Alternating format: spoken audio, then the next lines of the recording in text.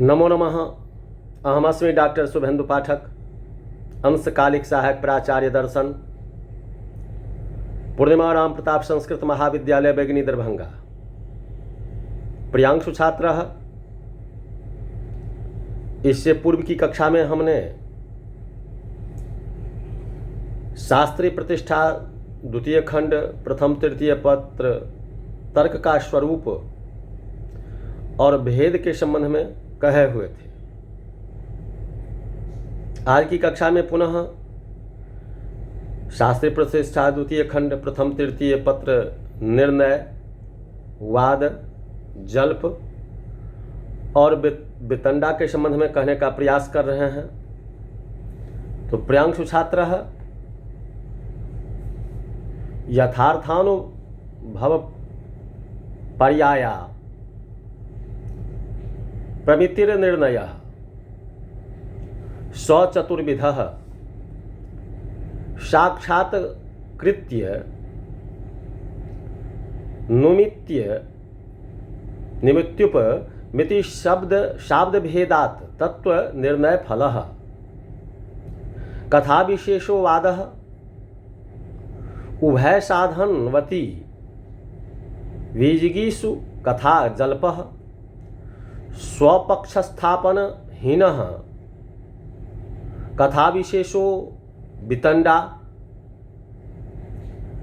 कथा नाम वादी प्रतिवादिनो पक्ष प्रतिपक्ष परिग्रह। यथार्थ अनुभव अर्थात प्रमिति को निर्णय कहते हैं। न्याय सूत्र में कहा गया है, विमिश्रीय पक्ष प्रतिपक्षाभ्याम अर्थावधारण निर्णयः, अर्थात पक्ष और विपक्ष की बातों पर विचार करके संदेह दूर करते हुए तत्व का निश्चय करना ही निर्णय है।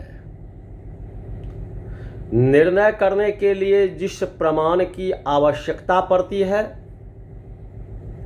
उसी के आधार पर उसका नाम पड़ता है। जैसे अनुमान के आधार पर किया गया निर्णय अनुमित निर्णय कहलाएगा। तो इसके चार भेद हैं। साक्षात्कृति अर्थात प्रत्यक्ष, अनुमिति,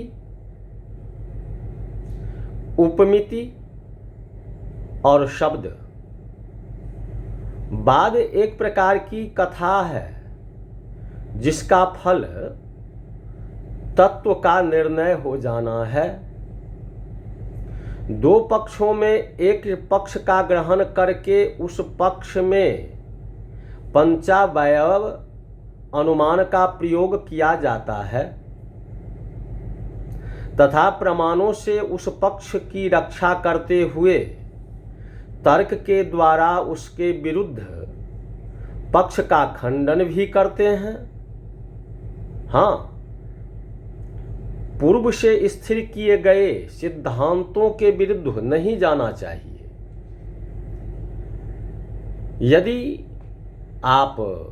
यदि वाद की रूपरेखा है तो न्याय सूत्र में इस तरह का कथन आया है, विजय की इच्छा से की जाने वाली कथा जिसमें दोनों पक्षों की सिद्धि हो सकती है जल्प कहलाती है। जल्प केवल विजय पर ध्यान रखते हैं। यह ध्यान नहीं रहता है कि जिन तर्कों से अपने पक्ष की रक्षा की जाती है उन्हीं से पर पक्ष की भी रक्षा होती है। इसमें छल, जाति, निग्रह स्थान का भी उपयोग होता है। यद्यपि पंचावयव वाक्यों से ही शास्त्रार्थ आरंभ होता है। उक्त लक्षण में विजिगीषु पद का प्रयोग जल्प को बाद से पृथक करता है। वृतंडा से पृथक करने के लिए उपसाधनवती का प्रयोग हुआ है। जिस कथा में अपने पक्ष की ही स्थापना नहीं की जाए वह वितंडा है। न्याय सूत्र के अनुसार जिस जल्प में प्रतिपक्ष किसी एक पक्ष की स्थापना नहीं हो, केवल एक ही पक्ष पर विवाद या हठ ठान ले, वही वितंडा है।